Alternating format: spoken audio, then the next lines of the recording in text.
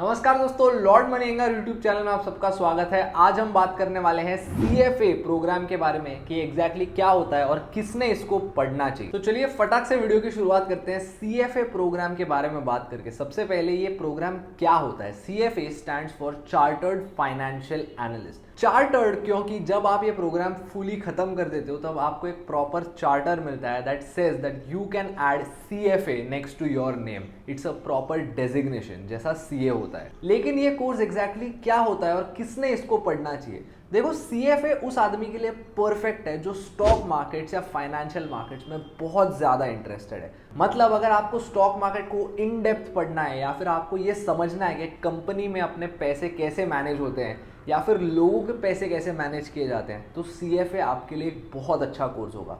Mainly because MBA और CFA जो है ये सिमिलर कोर्सेज है, लेकिन MBA बहुत वास्ट है, ये बहुत अनरिलेटेड फाइनेंस टॉपिक्स को भी कवर करता है। लेकिन CFA on the other hand बहुत ही ज़्यादा कॉन्सेंट्रेटेड है।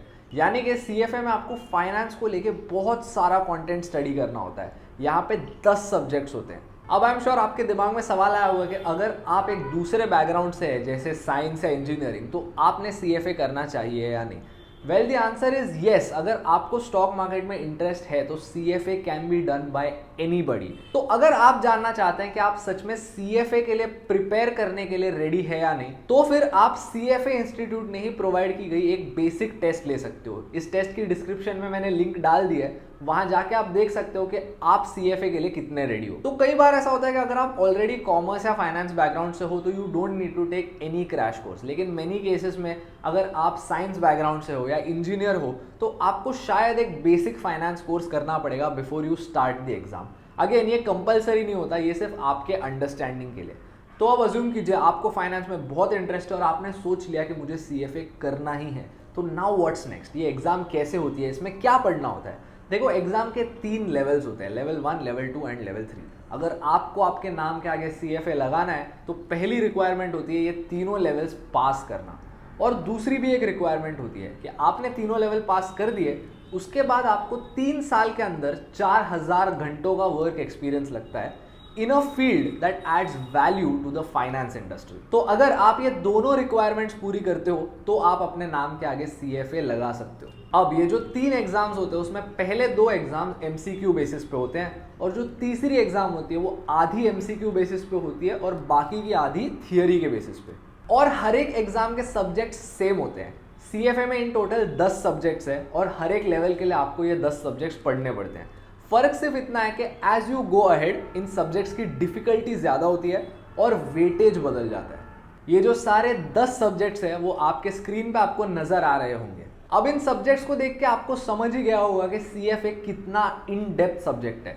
मीनिंग यहाँ पे स्टॉक रिलेटेड इन्वेस्टमेंट्स के बारे में भी बहुत कुछ है, फिर कंपनीज में कैसे फाइनेंस वर्क करता है इसके बारे में भी बहुत कुछ है इन कॉर्पोरेट फाइनेंस, फिर बॉन्ड मार्केट कैसे वर्क करता है उसकी सारी डिटेल फिक्स्ड इनकम में है, फिर लोगों के पैसे कैसे मैनेज होते हैं वो पोर्टफोलियो मैनेजमेंट में, and so on. The point being, जो मैंने वीडियो में स्टार्ट में बताया कि अगर आपको फाइनेंस में इंटरेस्ट है तो आपको CFA जितना इन डेप्थ कोर्स कहीं नहीं मिलेगा। अब बात आती है CFA एग्जाम की। एग्जाम एक्चुअली कितनी डिफिकल्ट होती है।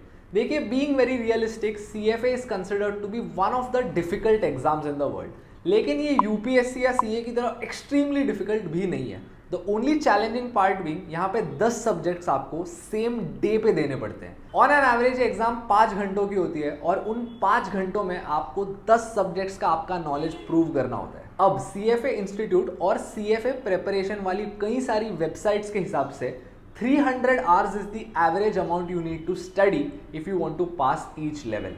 और हर एक लेवल जो होता है CFA का उसके पास रेट्स आपके स्क्रीन पे आपको दिखेंगे एज ऑफ 2021। अब बात आती है पासिंग मार्क्स की। देखो, CFA जो एग्जाम है उसका कोई फिक्स्ड पासिंग स्कोर नहीं होता।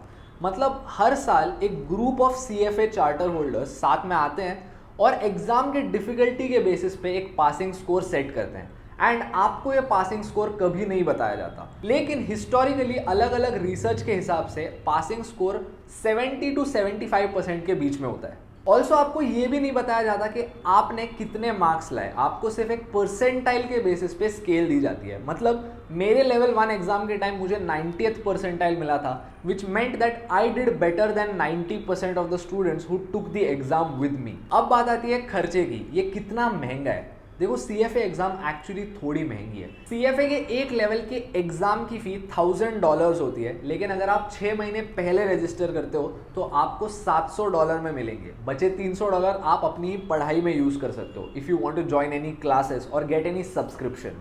प्लस जब आप अपने लेवल 1 के लिए रजिस्टर करते हो तब आपको एक वन टाइम $450 की एनरोलमेंट फी देनी पड़ती है।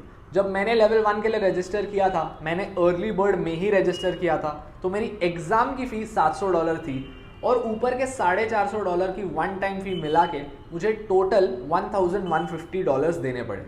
उसके बाद अगले एग्जाम से जब आप लेवल 2 या लेवल 3 के लिए रजिस्टर करते हो, आपको ये मेंबरशिप फी नहीं देनी पड़ती। आप अगर जल्दी रजिस्टर करोगे तो $700।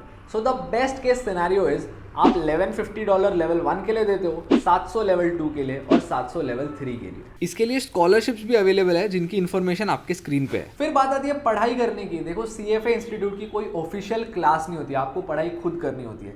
लेकिन अगर आप चाहते हैं तो कोचिंग वाले भी बहुत सारे आ गए हैं अब इंडिया में, आप वहाँ ज्वाइन कर सकते हैं। या फिर ऑनलाइन पे आपको कई सारा फ्री और पेड कंटेंट मिलेगा, आप वो भी ट्राई कर सकते हो। अब अगर मैं अपने एक्सपीरियंस की बात करूँ तो मेरे लेवल 1 एग्जाम के टाइम पे मैंने बिना किसी क्लास के 90 परसेंटाइल का स्कोर लाया था। अगर आप चाहते हो कि मैं अपने स्ट्रैटेजी पर एक और वीडियो बनाऊं तो प्लीज मुझे कमेंट्स में बताइए and I will make it happen next week. तो दोस्तों ये था मेरा video on the CFA exam. अगर आप चाहते हैं कि मैं CA और CFA को कंपेयर करके एक और वीडियो बनाऊं तो मुझे प्लीज कमेंट्स में बताइएगा। एंड एज ऑलवेज अगर आपको इस वीडियो से कोई भी वैल्यू मिलती है तो प्लीज इस वीडियो को लाइक कीजिए, मेरे यूट्यूब चैनल को सब्सक्राइब कीजिए और बेल आइकन दबा लीजिए ताकि मैं आपके लिए ऐसा वैल्यूएबल कंटेंट लेकर आता रह सकूं।